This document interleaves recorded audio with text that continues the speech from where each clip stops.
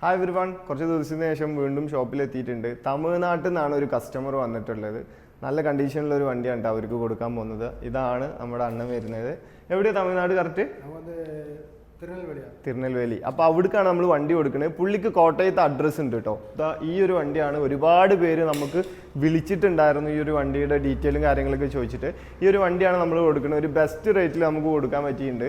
അതേപോലെ തന്നെ special discount കൊടുത്തിട്ടുണ്ട്, കാരണം തമിഴ്നാട്ടിൽ നിന്ന് വന്നതല്ലേ. അതേപോലെ തന്നെ തമിഴ്നാട് വെച്ച് നോക്കുമ്പോൾ ഇവിടെ നല്ല വണ്ടിക്ക് കുറച്ച് റേറ്റ് കമ്മിയായിരിക്കില്ലേ?